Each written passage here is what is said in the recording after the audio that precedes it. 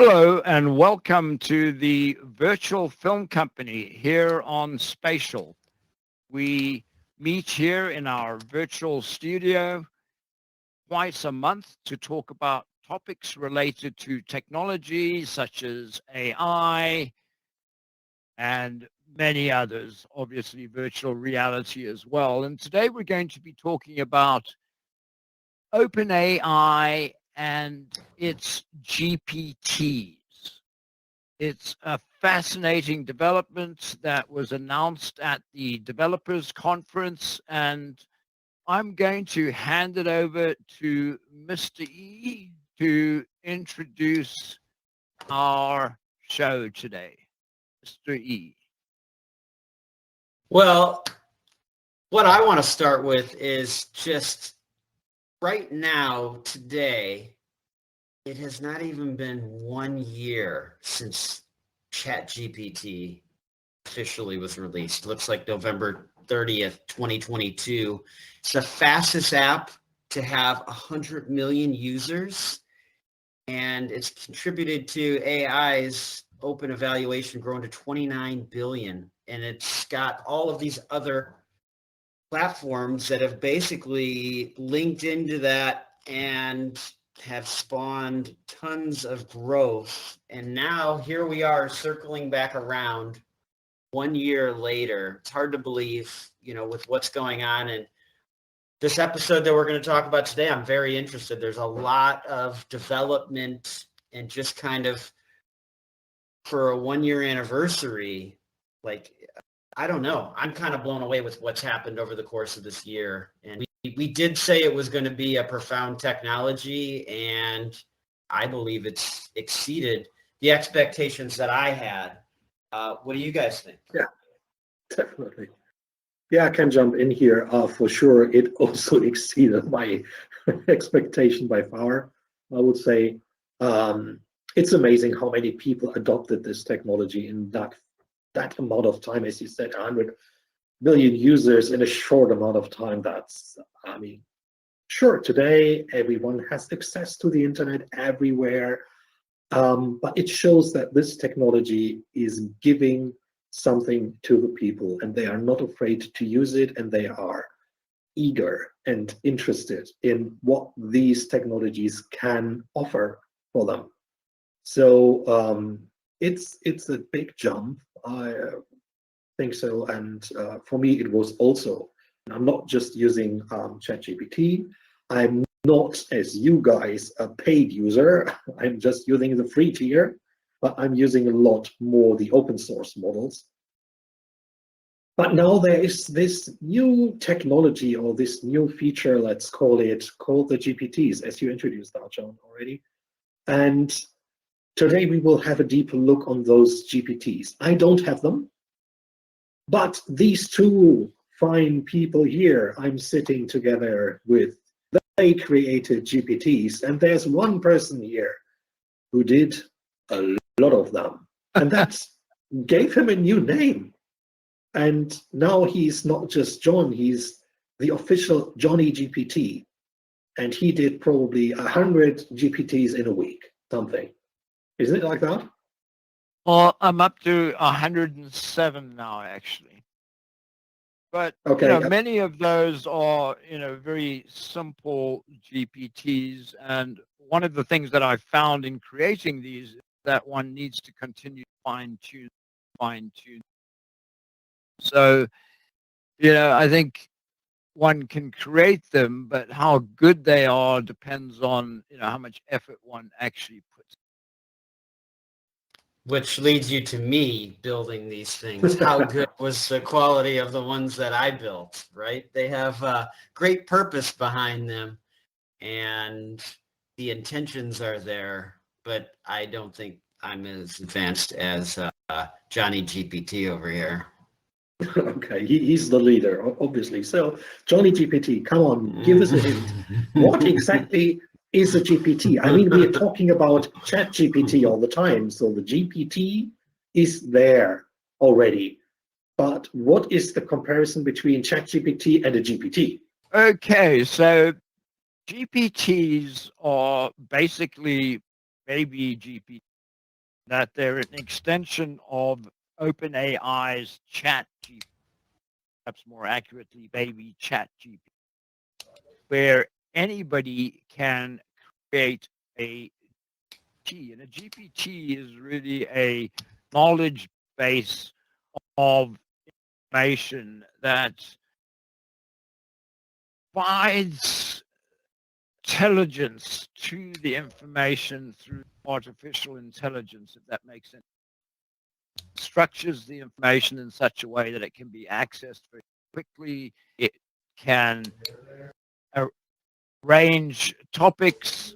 It can do all kinds of things in very quick time. And so, it's just exciting technology.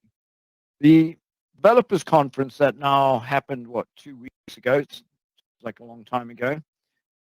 They announced the possibility that there was going to be a GPT store.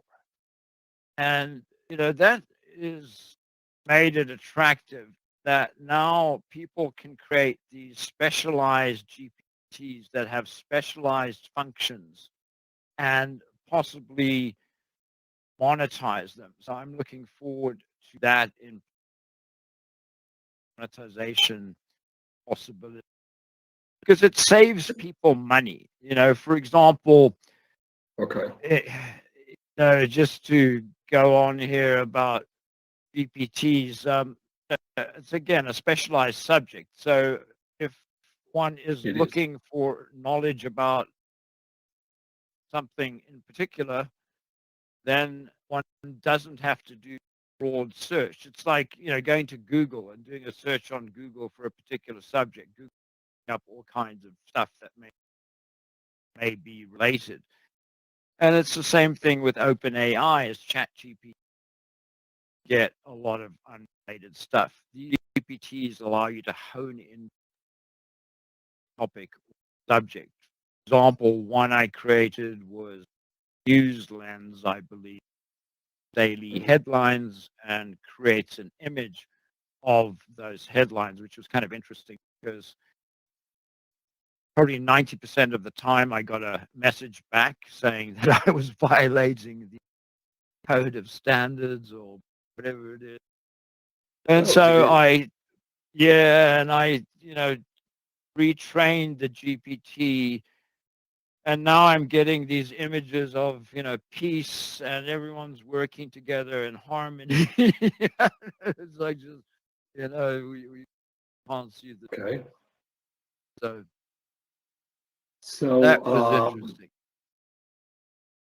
right. Just to see basically what you did, because you already started to talk a little bit about your GPTs. We want to talk about 3 or 4 of them today, just a little bit in detail to give the people an idea of what's going on with them, I guess. Right.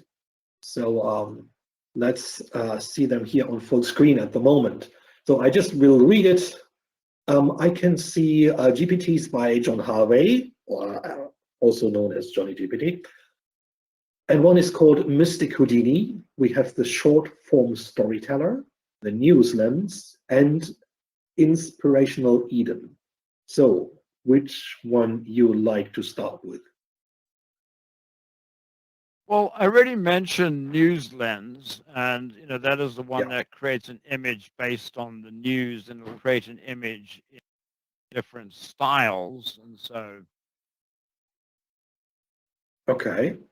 So the short form. Go ahead. No, when you think about news lens, it's like it sounds like a photo for a news magazine or something like that. So is that the intention, like using an image for a public, just making it public somewhere in a newspaper or something?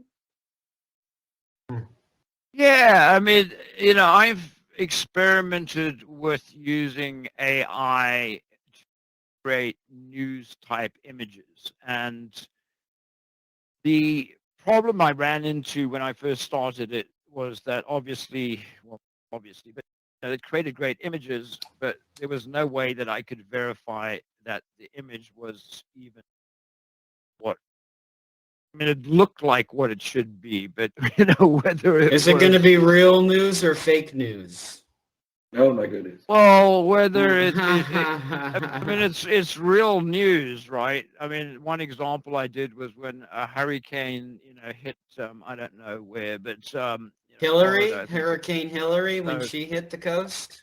I don't remember which one it was, but it created some great images. But there was no way that I could say these images are accurate, right? They're a reflection of the hurricane, and so Lens News Lens is a compilation. What it's supposed to be is more of an artistic tool where it looks at the news Mhm. of the day, the headlines, and then combines all of that knowledge about the headlines into a composite image. So, in Okay. theory, that could be used by a newspaper or someone Mhm. else. But as I say, right now, it's just being too nice. It's like the No, it's world cool. has I mean, united. And yeah, you could use that for your own little shorts on YouTube if you want to do something about this day, and or if you're interested in a certain topic, I guess you could use that topic and say what happened to this topic in the world. Make a picture of all the different things like happened in the world of sports, whatever, something like that. no, no, exactly. I mean, I created another, image generator which creates a whimsical, magical image, and almost Is like that the a Mystic Houdini up there? no. Mr. Houdini. So let's talk about that. Is was inspired by this fine group of fellows here who, as Oh, we do our radio play in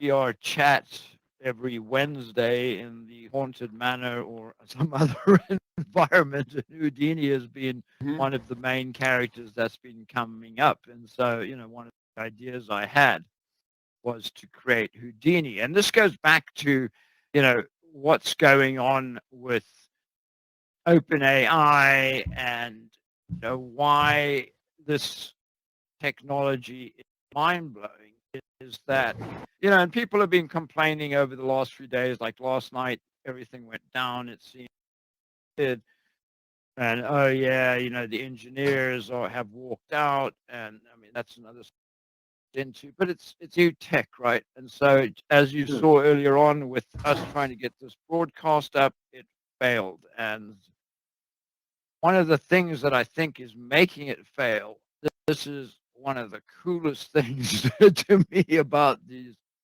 PTs, is that you can load the app, at least on an Android phone, well, Hmm. and you can actually talk to the GPT, right? So you can have a two-way Hmm. conversation with the GPT, talks to you, asks you questions, you can get into this conversation, and I imagine bandwidth that is sucking Mm. up absolutely enormous. Yeah, I Okay. can only imagine. So just So yeah, go ahead. some words to the two others, and then I would like to have some ideas about how that thing works, how the construction of these GPTs work. Okay. So the other two, um, Short form and inspirational, right? yeah. So we'll leave inspirational in till the last, and we'll talk about Okay. short form content. So one of the things I found myself doing was creating a lot of short form content and coming up with ideas for different short form content, theme, topics, whatever. And so, I've been developing these tools to help myself in some ways as well. And one of the things I've actually added to, I don't know if I added to, to this one, but to 107 that I've done, is the ability to actually create a script and also have the GPT create a prompt for a AI video generator. And so, in an effect, it can write a film describing each scene, generating an image and the prompt Okay. for that scene. And so, yeah, I mean, So it's not just writing a text. So you could make something like It's a story idea storyboarding too. Yeah. with sounds like- storyboards. There, that's the point, isn't it? Yep. And then Inspirational Eden was, so Mr. E here has a company called Intention Pen, and I've been helping him out with coming out with intentional things, inspire people. And, it's turned into a little bit of a drag, actually, because I've had to come up with stuff on a continual basis. And so I thought, well, why not create this persona that can actually come up with this Mhm. stuff and, Okay. be the voice behind Tension Pen rather than me having to try to be inspired about it every day. And she's much prettier than I am as well. So, that's an Okay. interesting one because people can actually talk to her as well using the phone app. So you can have a conversation, of course, graded All conversation. right. And that's the story behind Eden. Yeah, she's been very powerful having conversations with her, and as far as a virtual brand ambassador that she identifies with, she's got some amazing skill sets, and hearing her describe who she is, she's pretty badass. Like as far as I feel like there's most people that need some kind of levels of inspirational in their life or focus, and really what she is creating is what the world needs more of, for sure. Just this is powerful. I've been having conversations with her more than my own APIs that I created. I think that but Oh, it's because of what she's doing. Yeah, it's with Johnny GPT built it. So of course I'm going to connect more with his app than the ones that I'm making, which is unfortunate, but yet fortunate because she's powerful, okay. even though I am passionate about but these other ones. But the conversations I'm having with Eden is just pretty powerful, prolific, magical. I just feel like what she brings to the world is somebody that people can talk to, that, again, she's inspirational, right? So I feel like we can all use that. So that's what I got with her. Powerful. Right. So Yeah. just for this, I mean, the technical question, generating a GPT, how technical is that? Not at all technical. And I think a I fact that built Eric 4. could do it. Oh my goodness. Yeah.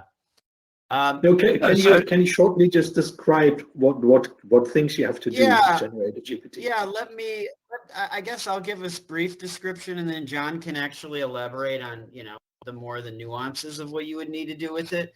At the beginning, you're going to start on saying what you're wanting this thing to do. And it could be within a sentence, a few sentences, a paragraph. Obviously, the more descriptive you get, the more concise it's going to be with knowing and identifying what it is.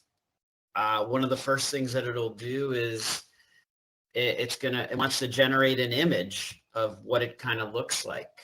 And so one of the ones that I built that I was going to talk about on my slide that's on next is genuine vibes, which to me in this world that we're in right now, It's a master of authenticity, offering deep insights on any topic.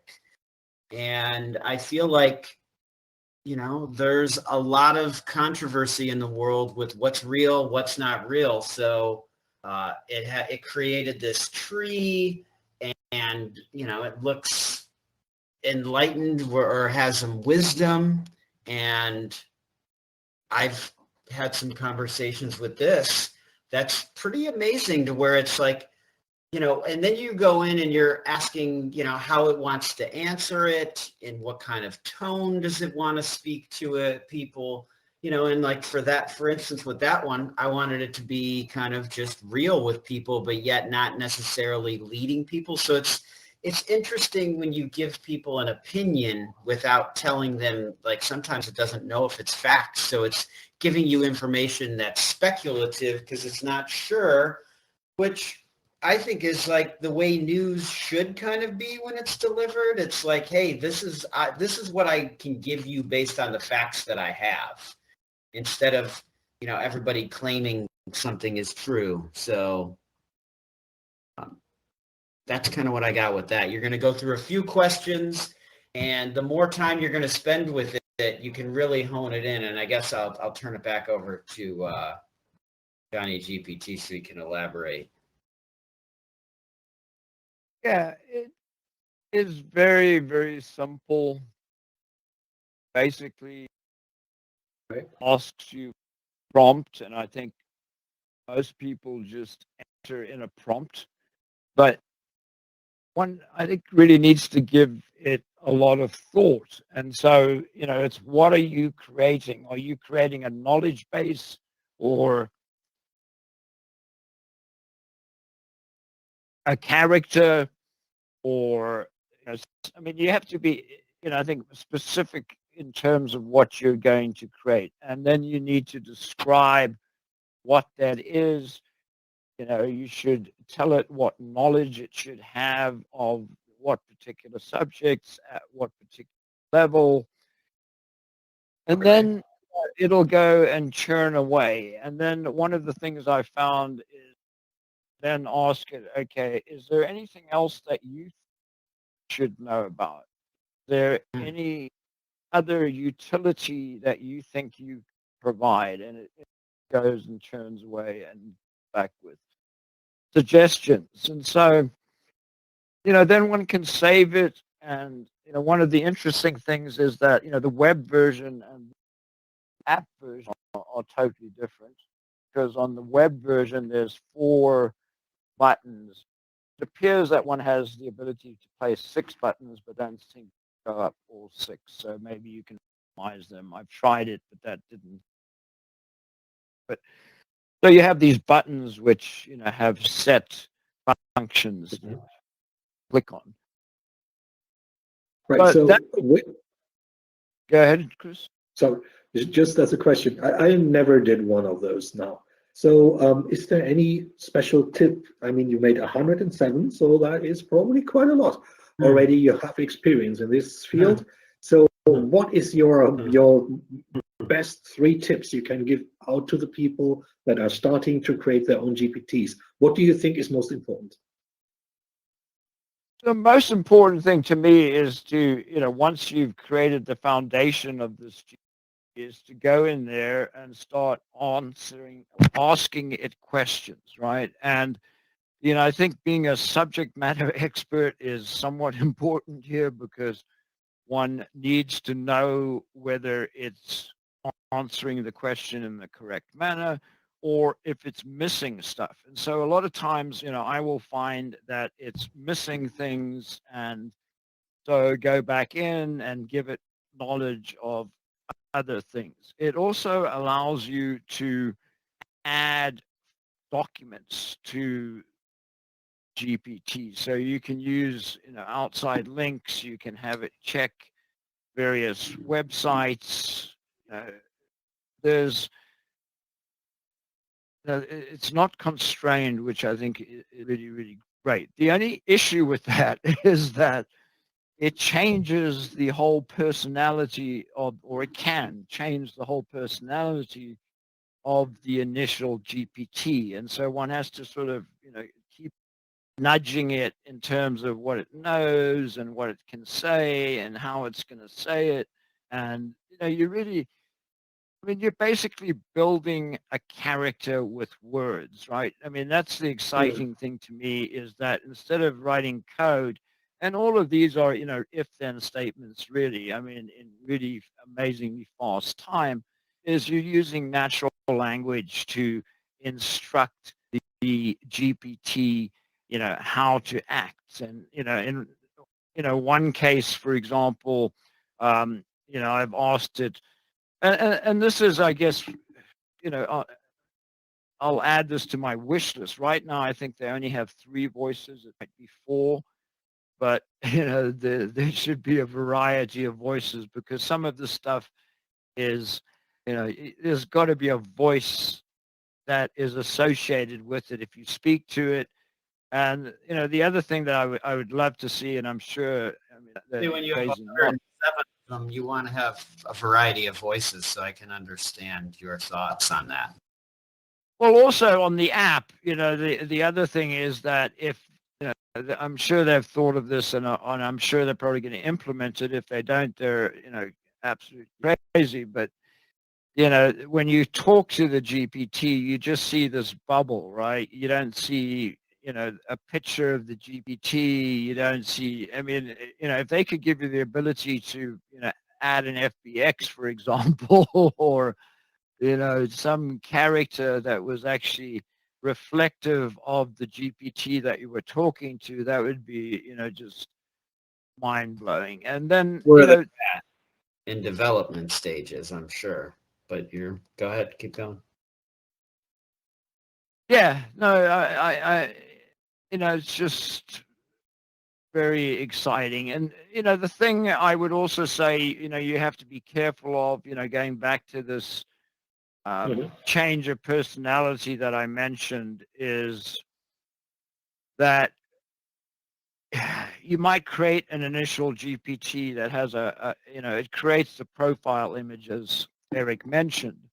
And the profile images are pretty cool sometimes not. You have to ask it to recreate the profile image.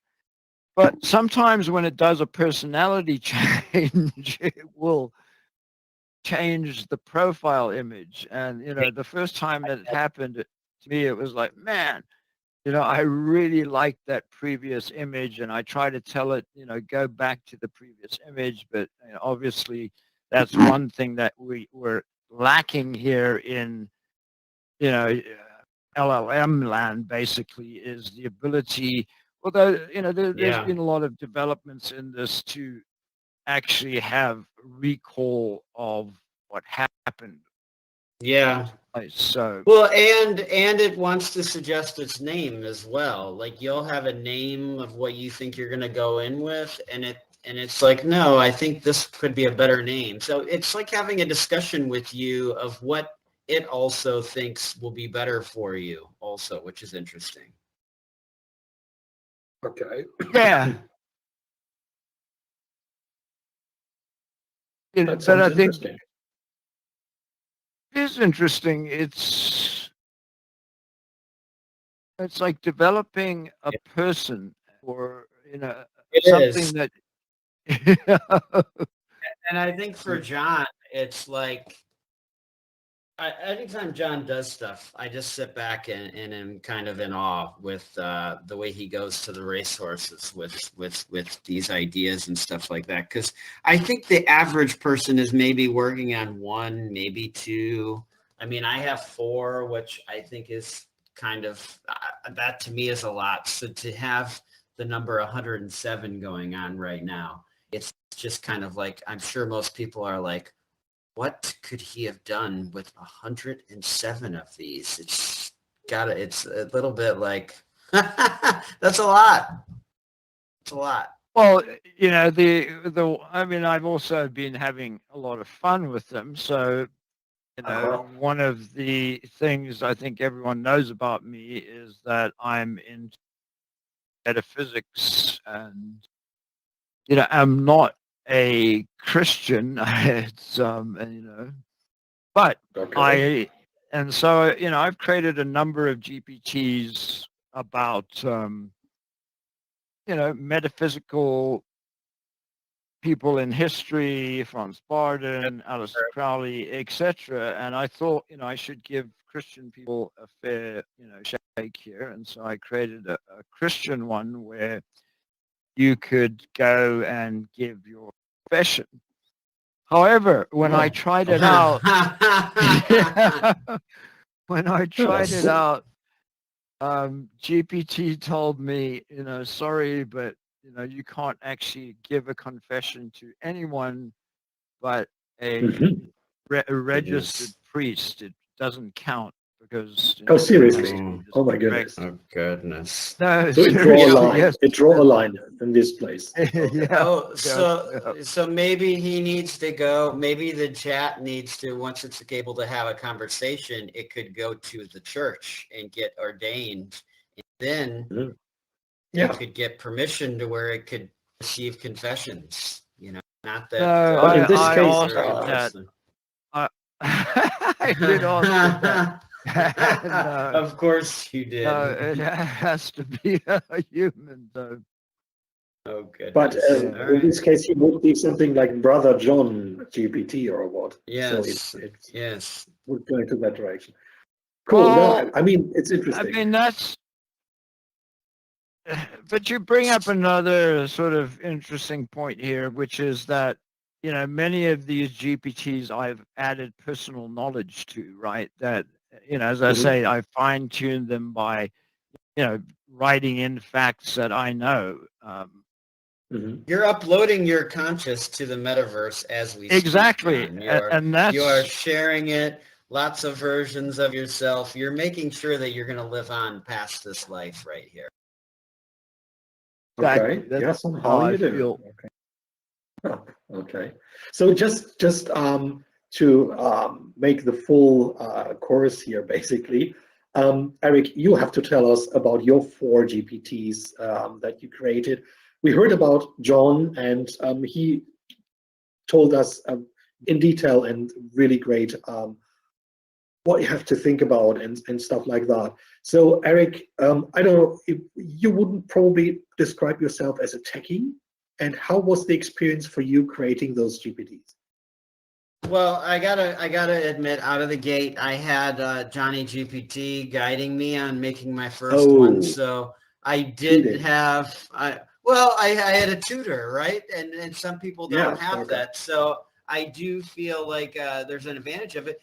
But we just asked it a few questions, and I ultimately made the decisions of what it was going to do and whatnot. So it for other people doing it, I did have an advantage with that, but in the same sense, it was very surprising to have it ask questions and then kind of exciting the way it would interpret it and be like, this is great. This is exactly how I wanted to be it done. And, when you even ask it questions of like, you have an idea and you're like, Mhm. what do you think about this? And then it really gives you some powerful insight. I mean, to me, this whole chat GPT, I feel like it is like having a professional personal assistant that you're talking to. Okay. A lot of people don't have somebody that with this kind of a vast set of knowledge that they could call up and ask an opinion on and anything like that. And this is really powerful because it's empowering everyday people to accessing powerful knowledge, right? And it's, of course, Mhm. it could get used for multiple ways, but as you see what we're doing. So a couple of mine, I got critical insight. This is a critical reviewer that evaluates everything from movies to products. So it's like giving people a place, I feel like this is the development of the API that is, I had Critical Me review. It wanted to be called Critical Insight. And Mhm. when you're going to buy something, getting reviews, I do movie reviews. So it's like building a database where other people who voted knows information about all of the different products that are out there. And when people are buying stuff, let's face it, we want that. And, if you're to spend time watching a movie, The reviews, you know, sometimes people are going to watch something based on the review or not the review. And in the future, I feel like, you know, right now we have a few resources, and there needs to be a more genuine place that's really pulling information from regular people, not these big brands that kind of just I don't want to say they control, but you know, there's a few people that are leading the narratives, and I don't know. So that's that one. Celebrating stars. There's a lot of people are stars, right? I know we've got the Hollywood Walk of Fame, and but there's also many people who develop technologies through history, and they are all stars that should be celebrated. And, you know, I feel like we just need to be, you know, that's honoring the legacies of stars from entertainment and history with respect and insights. So, yeah, I mean, you can pull general stuff on the internet, but this is, you know, looking to cater a little bit more towards the celebrating. And then you've got Movement of Beat, which is an inspirational guide on rhythms and beats, motivating in music and dance. Movement of Beat, I feel like, is to go on the journey of music, right? Of how it can inspire us just through any kind of movement. That also, I feel like this is like an offshoot of where Eden could send you, right? You could go to a sound bath, you could go to an ecstatic dance class, and go spend time with movement and the way it makes you feel and inspires you. And I feel like there's a power in spending time with music. So these are the four that I built, and I built them off of brands that are already my brands. So it's like, as far as an API goes, I'm seeing this, okay, am I going to be able to build these kind of characters of knowledge that have insight on all of these different things and can interact with? So yeah, with having conversations and, you know, even doing some movie reviews with some people with, it's really powerful and inspiring. And we're wrapping up here, but I think that we got to get to, like, there's some interesting stuff going on. So I don't know if you have a question in closing, but then I think we should get to the next topic. No, I mean, it leads us more or less now to the next topic somehow, right? Because it's really interesting to see what you guys did in this short amount of time with those GPTs, and what the reasons are, why you did them, and what you had in mind. And now the big question is, John just mentioned that already shortly, like, well, there will be a store sometime, and you might be able to rent them or give them away to other people or whatever. The big question now is, you are creating something, and OpenAI is giving you the possibility to do so, but on the other hand, OpenAI will put that on a store of OpenAI. So they will maybe make money with that. So how do you see this whole construct in this environment? I go ahead, John. You go with this. No, that's what's driven me to this. I see it being a huge opportunity to actually have people be able to use specialized models. I mean, Midjourney, for instance, really is nothing more than a specialized image generator that they've trained, right? And, you know, in effect, one now has the ability to, you know, create your own Midjourney or create your own, as I said earlier, GPT. And if there's enough people interested in a particular subject that want to, you know, focus on, you know, I mean, I've done ones that do, you know, security analysis, that can do risk assessments, that can do some pretty specialized stuff, which, you know, I think would be useful to some people. Yeah, I feel like, and I know we didn't even talk about this in this, but when you have the learning that DALL-E that I had with the image generation that I just learned a few weeks ago and implemented, that's part of what you're building in these things as well. They're an image generator, and did some logos for some people. I had some people close to me. I'm like, oh, what are you doing with this? And I was like, I put the name of their company in and a short description, and boom, they were like, oh my gosh, I love this logo. I emailed it to them. So it's like, just making a difference, helping people out. And but I think we should get to like what's going on with OpenAI, don't we?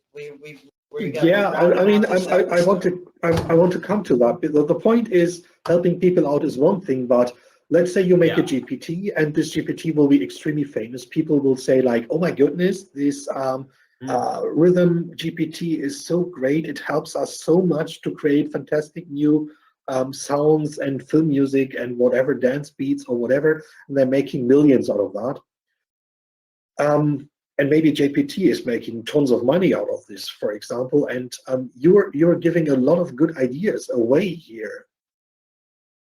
So well, they're all on the internet, and I've had them out there for years. And to me, I feel like as an artist, that's what you need to do. You just need to create. You can't sit in hiding and not be willing to share your ideas and put them out there to people.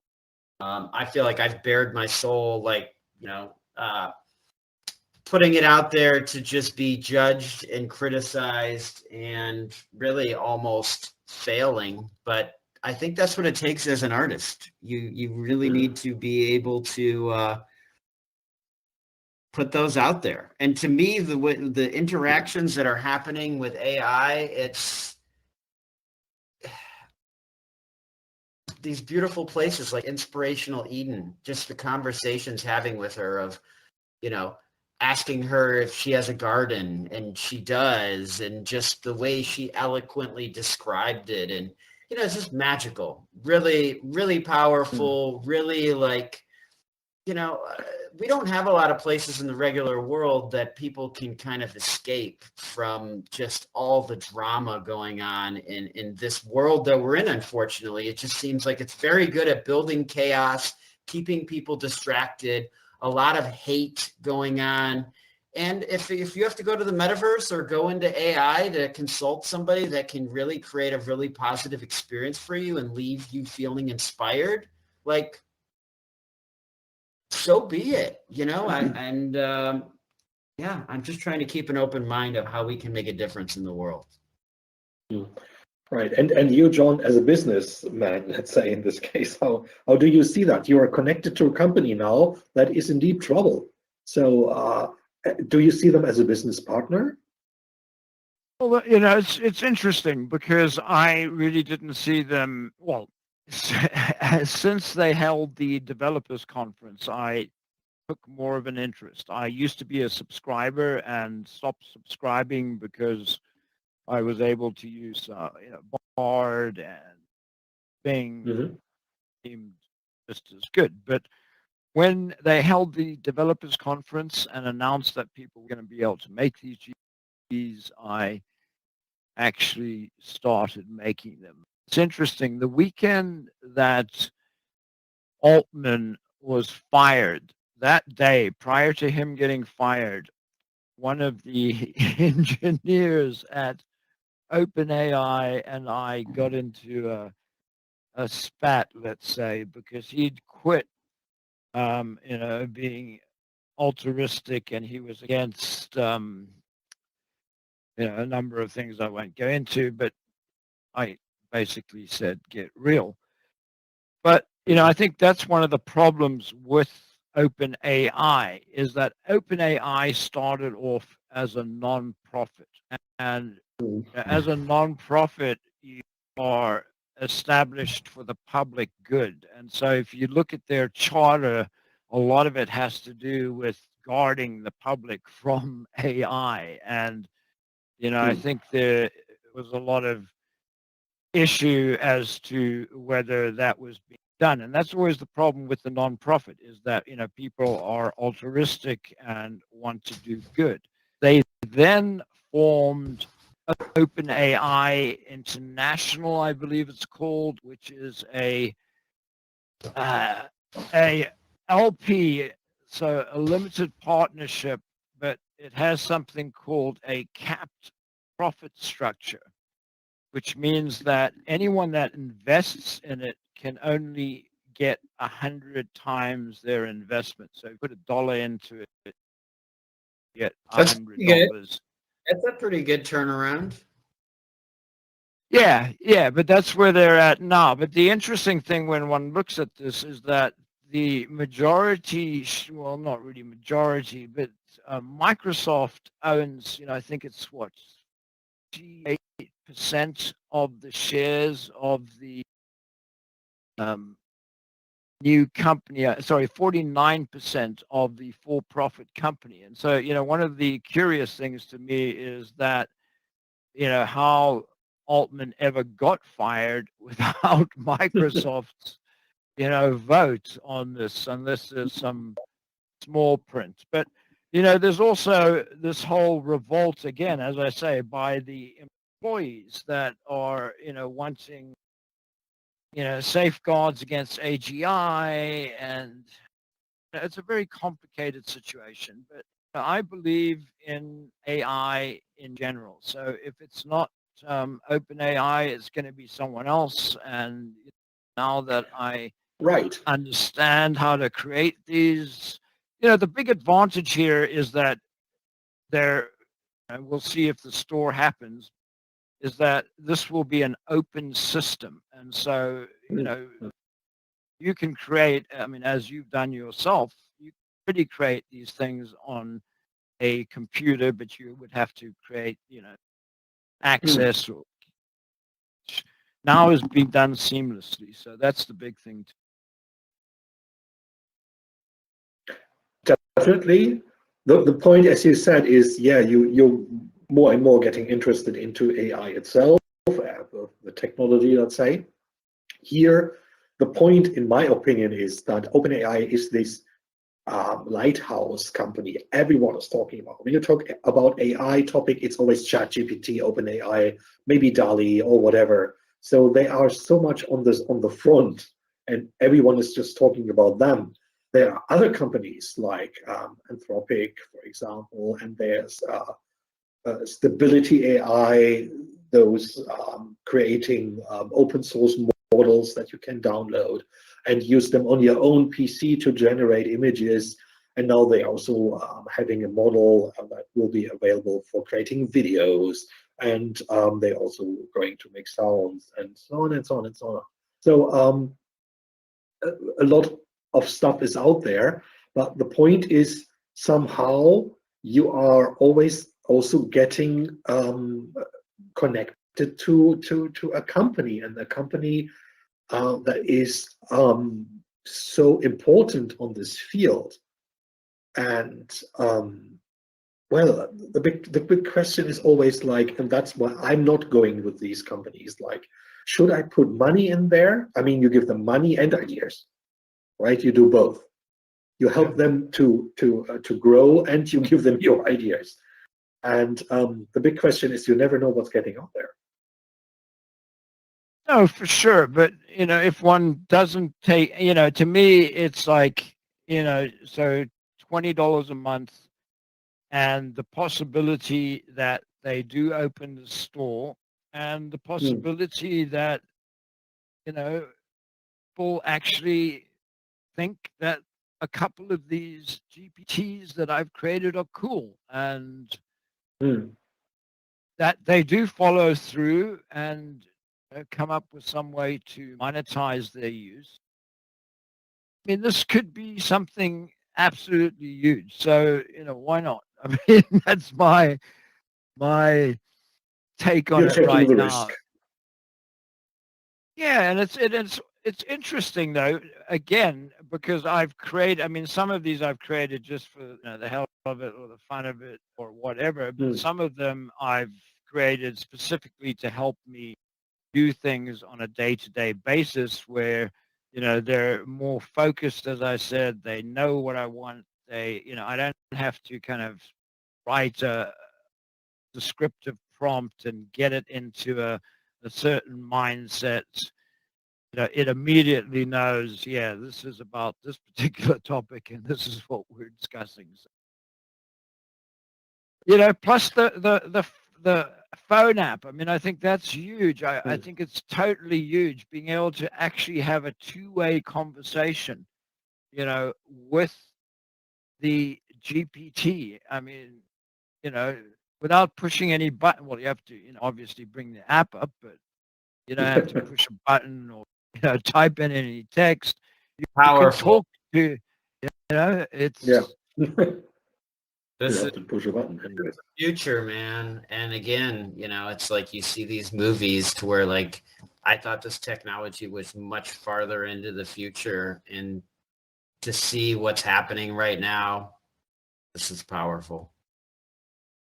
yeah, Chris, I don't really care about technology in terms of names and stuff like that. I mean, at one point I made a big decision to go with Microsoft. This was back in the old days when going with Microsoft was considered to going to the dark side. But I'd struggled enough with trying to build a website that depended on Netscape servers and Netscape's middleware and an Oracle backend, and nobody would take responsibility for anything.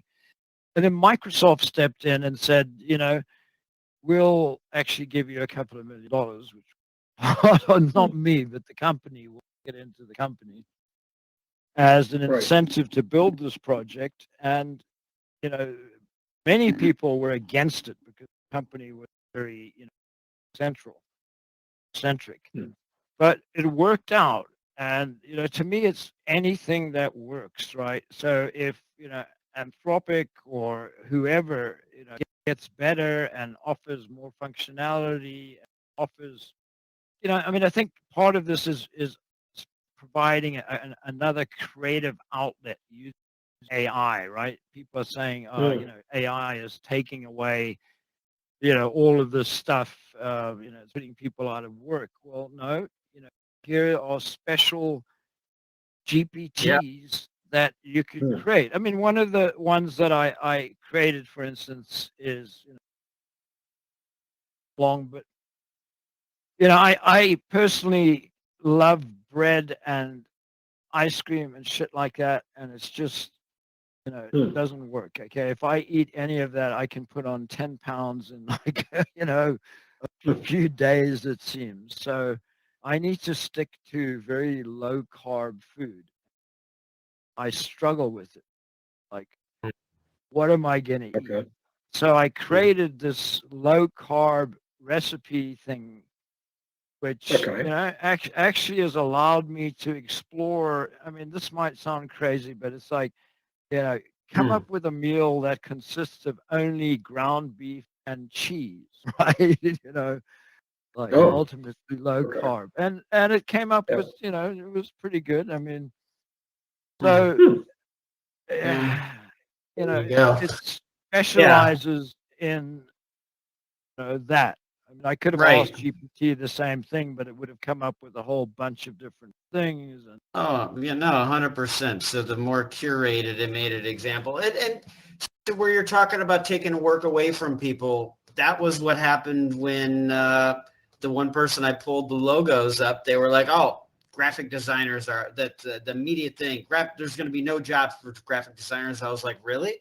Because if you were a graphic designer, if you knew how to put these prompts in, this could get you you can now do 100 times more work than you were able to do before. And now you can spend more time on maybe adding some shaders, developing it, really working on the text, and maybe adding animation layers to it and everything like that. And now getting more specialized in like creating After Effects that gets merged in with that logo. So I just feel like people, instead of being upset that this stuff exists, they need to figure out how they can work with this stuff to actually make their job more efficient rather than be upset about it existing. That's my take from like observing. Some people will not be happy about that, but that's it. Yeah, but the reality of it is that there are some people that are going to, I think if nothing else, it's going to change how things are done. Yeah.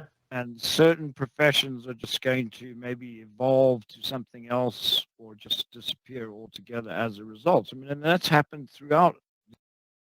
I mean, that's the problem here. People don't seem to have any recollection of, I mean, let's go not so far back, the Industrial Revolution, right? And what that did, and printing press did.